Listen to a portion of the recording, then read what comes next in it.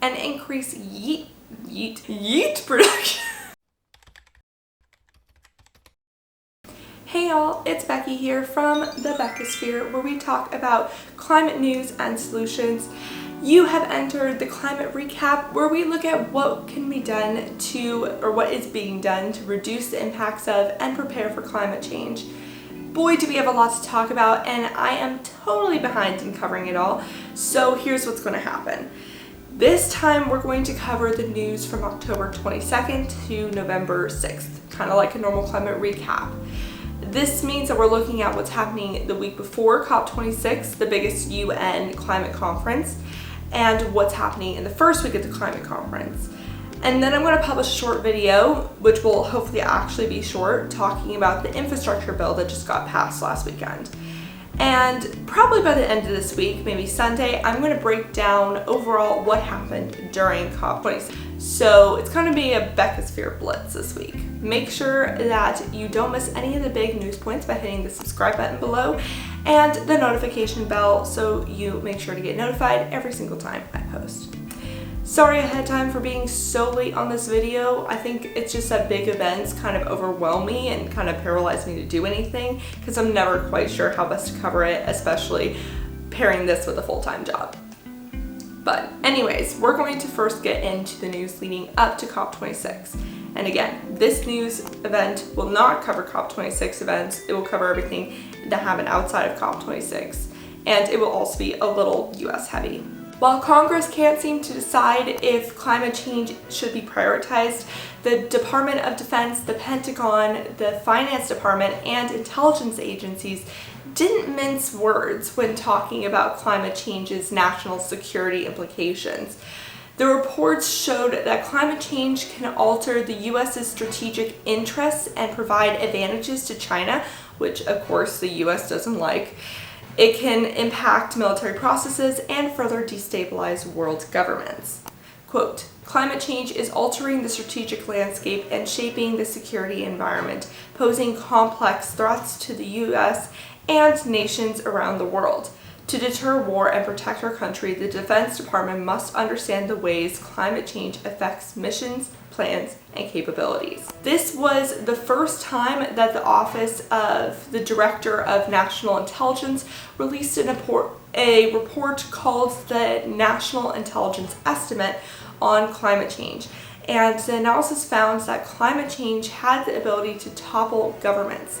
It mapped where climate change would threaten global security, in particular, such as parts of Central and South America, specifically Guatemala, Honduras, Nicaragua, and Colombia, the Middle East, specifically Iraq, South Africa, specifically Afghanistan, Pakistan, India, and Myanmar, North Korea, Africa, and parts of the Pacific Islands, specifically Haiti. The National Security Council's report, which was considered the US's first climate migration report, got a lot of flack from environmental advocates and experts for lack of vision. The report said climate migration is a thing and will only get worse, displacing as many as 143 million people a year by 2050. That's about 3% of the population of Latin America, South Asia, and Sub-Saharan Africa. About a quarter of those who migrate will do so internationally. The report provided a list of adaptive and preventative measures going forward, including recommending the White House to establish an interagency working group on the topic of climate migration in particular. But many climate and migration experts criticize the lack of formal policy prescriptions and pathways to move forward. But I guess at least it's being talked about more now, so. There's a new free climate and weather risk forecasting tool available to the public called Wildfire Ai that provides predictive modeling to track changes in risk of wildfires. The parent developer, Terrafuse AI, hopes that it will help homeowners and business owners see the wildfires coming a little faster. A bipartisan group of U.S. lawmakers proposed a bill to improve the pay and benefits of firefighters as they struggle with longer and more intense wildfire seasons. Under the bill, firefighters would be making an hourly pay of at least $20 an hour and a salary pay of at least $20,000. They will also be receiving health care, including mental health care.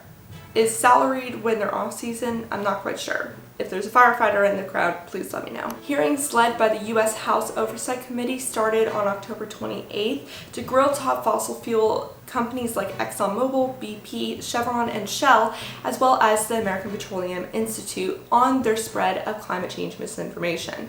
Top fossil fuel companies have been subpoenaed now to provide documents relating to that topic after the 6-hour hearing did not yield much answers.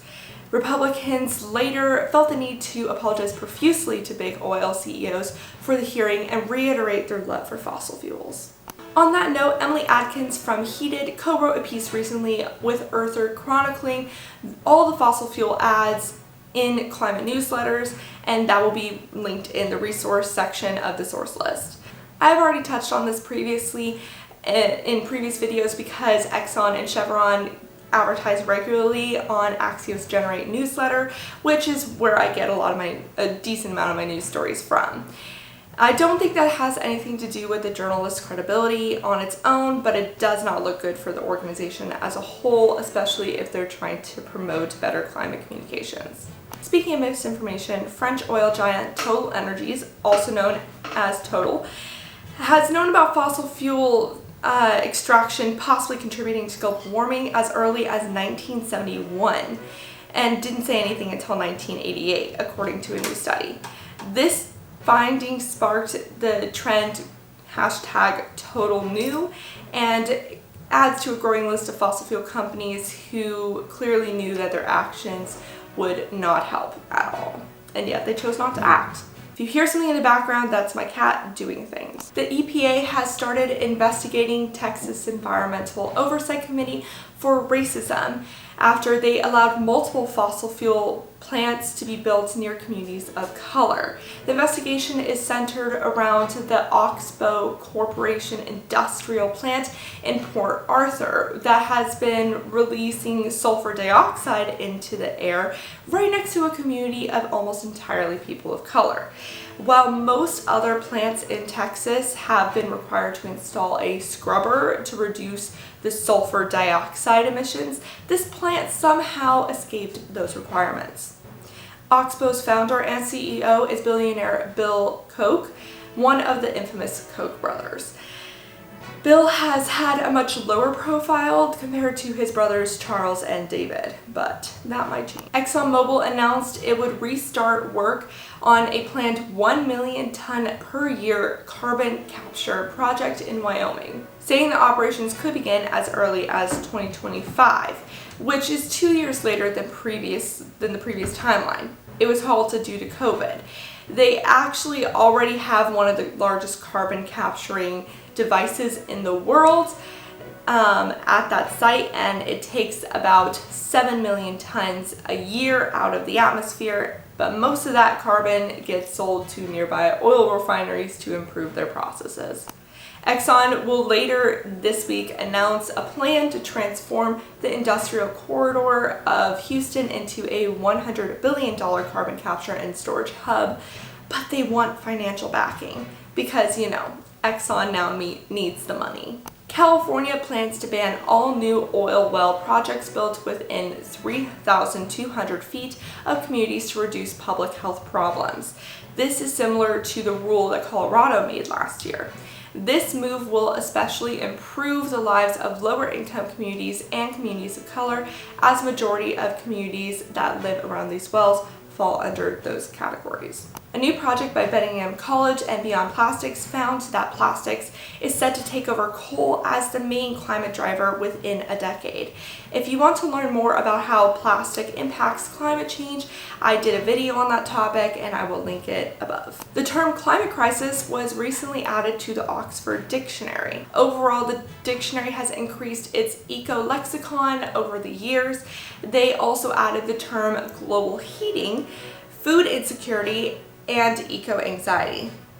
The term eco-anxiety, which is defined as the apprehension about current and future harm to the environment, has increased in Google search interest by 565% over the past year.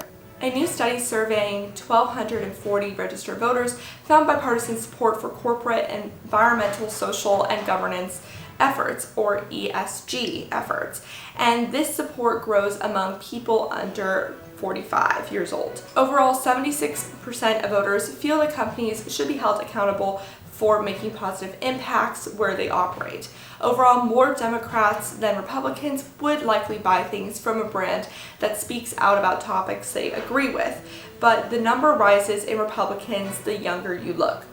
36% of Republicans are likely to support companies that speak out that are over 45, while 51% of Republicans under 45 said that they would support those brands. But another poll surveying 1,000 registered voters found that while 63% of Republicans think fossil fuels are at least somewhat responsible for climate change, only 16% of Republicans think fossil fuel companies lied about climate change's existence. In comparison, 90% of Democrats think that fossil fuels are at least somewhat responsible for climate change, and 64% of them think that fossil fuel companies lied about climate change. That's a huge disparity overall. Moreover, only 30% of Republicans would vote for an elected official who supports green policies compared to 85% of Democrats. The rental car firm Hertz placed an order for 100,000 Teslas to electrify its rental car fleet. Hertz is only 4 months out of bankruptcy, so this was a big move for them. Some of the biggest agriculture companies, such as the fertilizer producers Yara and Nutrien, agribusiness leaders Cargill, and seed and chemical dealers Corteva and Bayer Agriculture, are paying growers to keep carbon in the ground, called carbon sequestration. This applies to everybody from the US to Canada to Brazil to all of Europe. The farmers can do so by planting off-season crops, tilling less, and fertilizing more strategically. They then log their practices to generate carbon credits that they can use to either offset other parts of their business or sell to other companies. Airports in London, Tokyo, and Sao Paulo are testing out a new electric flying taxi by Vertical Aerospace Group. They're quieter, cleaner, and cheaper than helicopters and are meant for flying passengers across and between cities. Despite the 2020 lockdowns, greenhouse gas emissions hit a new record according to a new report by the World Meteorological Organization. The Kuwait Investment Authority announced it would invest in green initiatives presented by Saudi Arabia, such as improving carbon sequestration, moving its people towards cleaner cooking methods, sustainable fishing, and geoengineering projects such as cloud seeding. Critics call Saudi Arabia's plans to get net zero emissions by 2060 dangerous and delusional because they're basically just a carbon offset scheme to pump out more fossil fuels. Russia also pledged to be carbon neutral by 2060, but put a lot of pressure on its forests while experiencing some of the worst wildfires in decades. Ahead of COP26, Australia pledged to reach net zero by 2050, but their plans are vague and unrealistic, mostly relying on low emissions technology investments and not including any decreases in fossil fuel dependency. While Australia only represents 2% of global emissions, they are the world's third largest exporter of fossil fuels. So it's less about what they do about their own emissions as much as where they choose to put their money and focus their GDP that's the problem. Australia's energy minister also confirmed that it would not be joining the US and EU methane reduction pledge. Al Gore and other veteran financiers just unveiled Just Climate, which seeks to analyze and channel capital into companies and projects that can help decarbonize the economy. This effort is backed by Microsoft, Goldman Sachs, and Harvard. Europe's largest pension fund, ABP of the Netherlands, announced that it would sell all of its fossil fuel investments by 2023. Its current fossil fuel holdings are valued at $17.4 billion. Arnold Schwarzenegger called any world's leader who claims combating climate change hurts the economy stupid and a liar.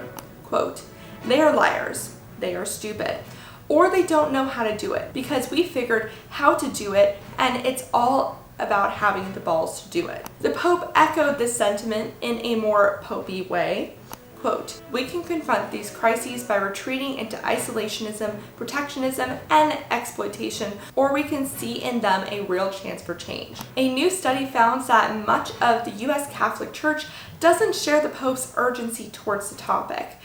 Out of 12,000 pastoral communications over the last year, only 93 columns mention climate change at all, and only 65 of those actually suggested climate change was real at all. I don't want to know what the other ones said. Brazil's emissions for 2020 rose 9.5%, largely due to an increased Amazon deforestation, according to a new report. Sea level is expected to rise in the Netherlands faster than previously expected, possibly rising 2 meters by 2100, according to a study. Another study finds that sea level rises, saltwater inundation could thaw frozen grounds along the Arctic coastline faster than previously thought. I feel like we're just learning more things and they're all bad. The G20 leaders met in Rome in a kind of pre-COP. Let me just read the first paragraph of an AP article that just really sets the scene. Quote, "The leaders of Russia and China aren't coming. Turkey nearly set off a diplomatic incident on the eve of the meeting, and the United States, Australia, and France will be at the same table for the first time since Washington pulled the rug out from under Paris's $66 billion submarine deal down under." The meeting still included leaders that represented 60% of the global population and 75% of global trade. Rebounding the economy was top of mind, with climate goals being a close second. Climate is always a close second. Again, nations couldn't agree on a time to end coal use. They did agree on the provisions of international public finance for new unabated coal power abroad to be ended by the end of this year. Twitter aimed to cut down on climate misinformation during COP26 in English, Spanish, Portuguese, Japanese, and Arabic. Hopefully, they are taking it more seriously than Facebook. Sorry. Meta. The Biden administration announced it would consider the contribution of greenhouse gas emissions made by oil and gas production on public lands before selling federal drilling rights. France announced plans to make Paris 100% bikeable by 2026. It will invest $291 million to improve the city's bikeability, adding 81 miles of new bike lanes and installing more than 130,000 bike racks. Now we are finally to the news that happened during but outside of COP26 so far. BlackRock raised $673 million for climate-focused infrastructure fund backed by Japan, Germany, and France, as well as some philanthropies, fossil fuel companies, and insurance agencies. Called the Climate Finance Partnership, the fund is designed to show developing countries how to mobilize private capital to tackle climate change. Kenya, Morocco, Egypt, Peru, and Vietnam seem like possible candidates for this fund. New York rejected 2 natural gas plants, considering them inconsistent with climate law. This makes a statement about the role of methane gas playing into net zero plans. Namely, there is no role in them to be joining us in the net zero world. It is the first time that a state has wielded its climate laws to reject this form of fossil fuel production. Previously, it has been debated on what is causing West Coast wildfire season to become more extreme. Is it climate change or forest management? Well, a new study has confirmed that climate change is the main driver worsening the wildfire season. According to the study, the West Coast atmosphere has lost a significant amount of moisture over the last 40 years. Quote, "Prior to 2020, we can explain this fire weather pretty well just using weather patterns, but now we can only explain like 30% of what we see with the fire weather." Over the Halloween weekend, the US and EU agreed to lift a Trump-imposed tariff on steel and aluminum imports from the EU. This is a bit confusing, but this move could decrease the reliance on China steel, which is made in a more carbon intense way, and overall increase the competitiveness among one of the most carbon heavy sectors to green up. Right now, steel and iron production produces about 8% of energy-related carbon emissions. The industry accounts for 17% of China's emissions overall. You can learn more about it by checking the link in the source list because it's a little confusing, but it's very interesting. A new NASA report found that climate change is likely to drop corn yield by 24% and increase yeast production.